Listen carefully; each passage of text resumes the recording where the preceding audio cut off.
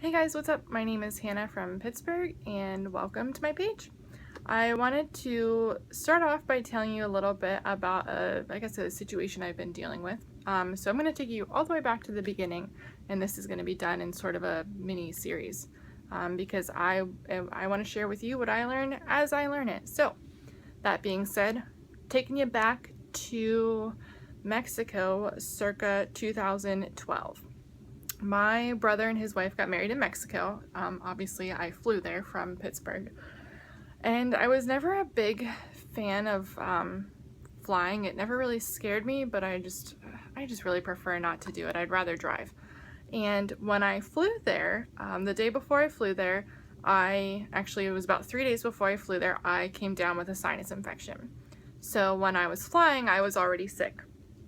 And when I landed there, I noticed that my left ear never popped. My right ear popped fine, no issues. Left ear never popped. I tried the whole plugging my nose thing. I tried like jumping up and down on one leg. I tried pouring peroxide into my ear.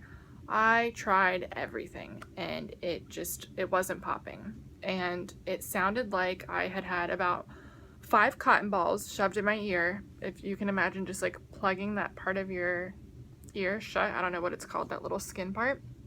Plug that shut and listen to yourself talk. It's really not that bad at first, but oh my gosh, it is so annoying to not be able to hear, or to just like all you want to do is just get your ear to pop and it's not popping.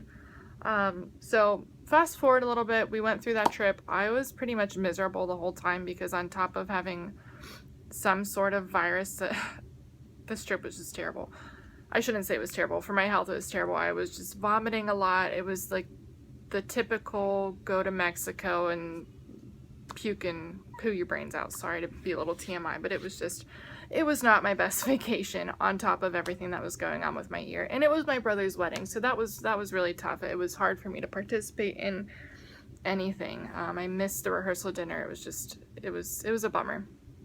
So fast forward through that trip, I was miserable pretty much the whole time. I was very sick. I couldn't hear anything. And I guess slowly, the best way to describe it, my ear never fully popped, but that stuffed sensation, I guess is the best way to describe it, just slowly went away.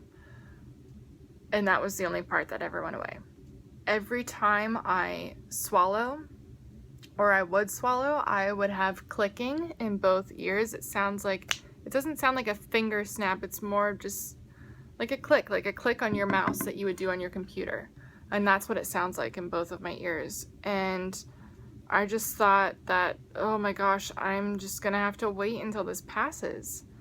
And I think eventually it did, because I flew to Florida the following February. So that February of 2014, I believe it was, I flew to Florida and I went on a cruise, and I didn't have any issues with my ears.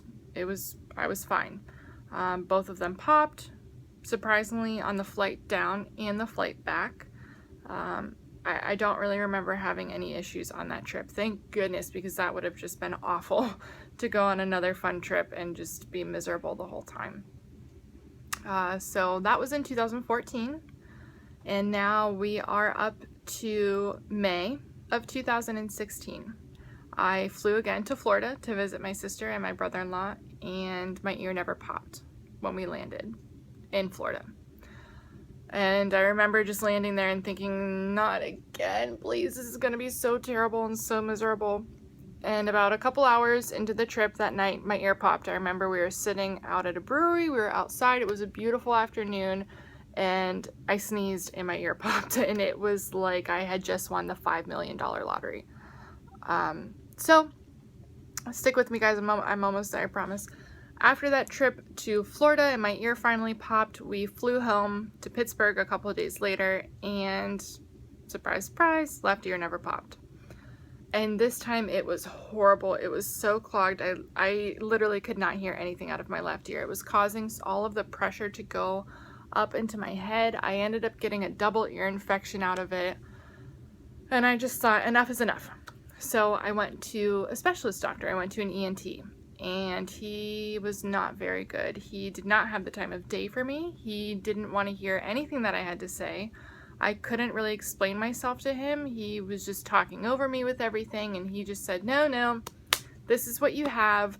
Did you have issues with tubes being in your ears when you were younger? And I said, yes. I remember my parents telling me when I was young, I would constantly have the procedure to get tubes put in my ear, and they would fall out, so I'd have to go back and do it again. And he said, well, that's why. When you have that issue as a child, it continues into your adult years, and it just sort of never really goes away. So he offered to put a tube back into my ear.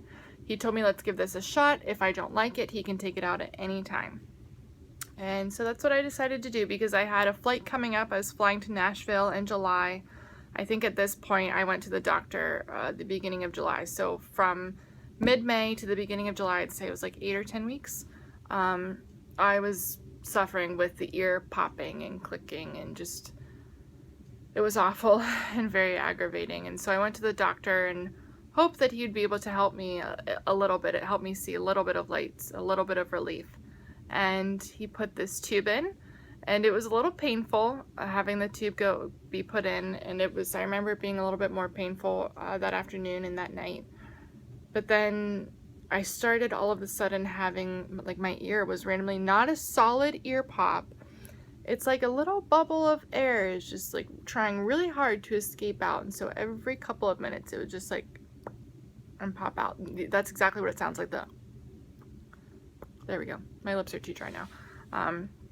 And so that's sort of what I have been struggling with.